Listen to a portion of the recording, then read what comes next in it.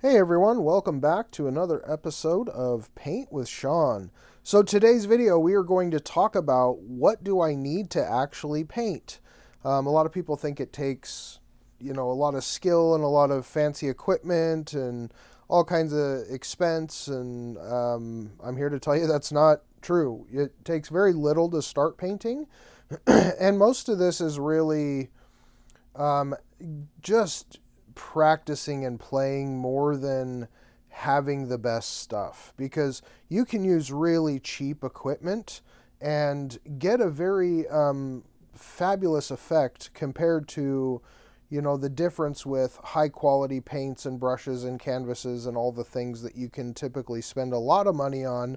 I've found cheaper versions of it that I can really get about the same effects from. So today we're talking about just the equipment. We're not going to actually do any painting today. I'm just going to show you what I used to set up my little paint studio. And again, I want to reiterate, in case you haven't seen the intro video, is this channel is going to be consistently designed around painting in the style of Bob Ross, because I've watched so many of his episodes, but also as a way for me to just relax in life, to just enjoy the experience of painting. And we're going to have some good stuff come out of this, but really that's the point, is to just slow down a little bit, get rid of some of the stresses that are in every day, and focus on something that disconnects your mind a little bit.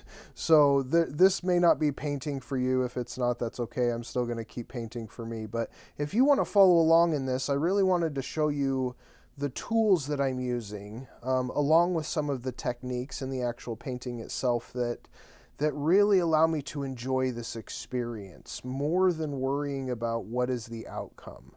So I'm going to take you guys along on my little journey here. So let's go through the equipment.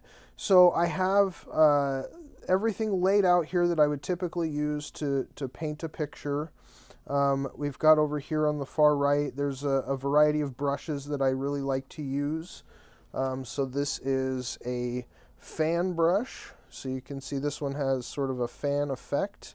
Again, just a really cheap brush. I think I paid $10 for a whole bunch of different brushes and things. So a whole variety pack. These are very cheap.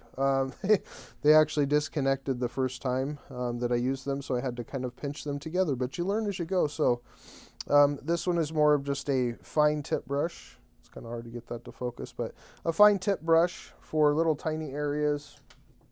A little bit larger flat chisel brush. Again, for bigger areas, whatever you want to use it for.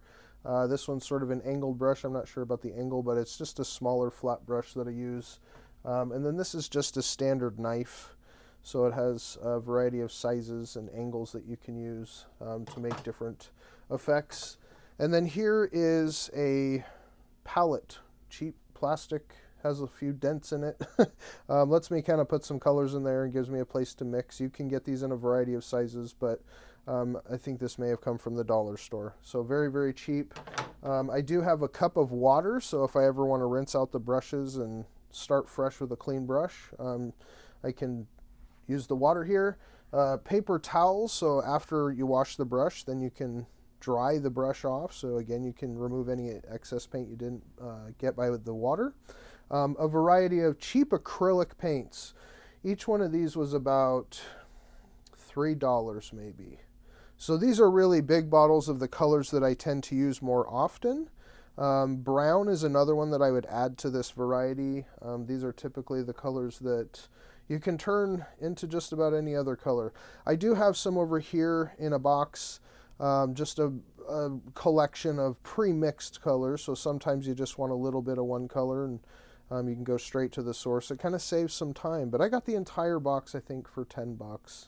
So that's a very smaller amount. I would use for more small areas, but this is I think it's a 16 by 24 canvas maybe. Looks about right. Might be only 18 by 12, I don't know. Not a very big canvas, but I buy these at Ross. So Ross Dress for Less if you have one of those around. I buy these in a multi-pack. I think I got 6 of them for $11 or $9 or something. So very, very cheap canvases. They're only $1 or $2 a piece. The thing that I did, I think, probably spend the most money on is the actual easel itself. So this is big enough that, you know, it can just sit on the table, but it does have extendable legs that can drop to the floor, so you can use it as a standing easel as well. But I like this because it sort of holds the painting in place. I tried to do them flat on the table before, and I found that I'm looking down too much, and it really hurt my neck. So having the painting upright really makes it a lot more accessible. And so I've just got a cheap table here. I put a tablecloth on it. Acrylic paint does wash off hands and brushes and everything very nicely, even out of clothes.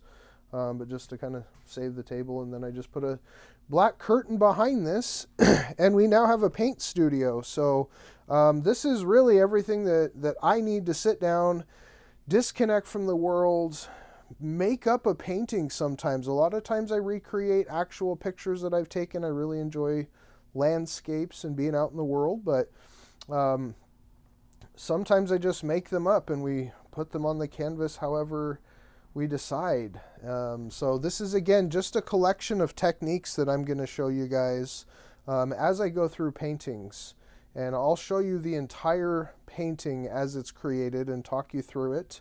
But again, these are going to be things that we enjoy the experience. And as you learn the techniques and you start to apply them and you get the same result and you realize that you can paint too, that's when this really starts to get exciting. So hopefully you guys get something good out of these videos.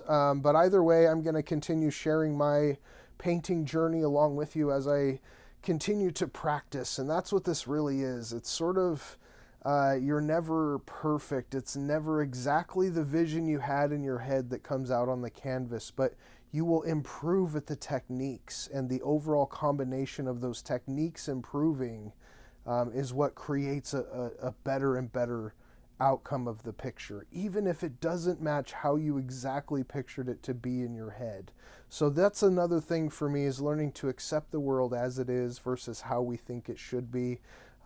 Decreases a lot of stress. So again, hopefully this is a relaxing place for you guys to come hang out with me, watch the paintings, see how they get put together, see the basic nature of what it really takes to move some paint around and create a beautiful landscape. And I really enjoy that. So I'm looking forward to sharing this with you guys. Again, if you have questions and comments, I appreciate those.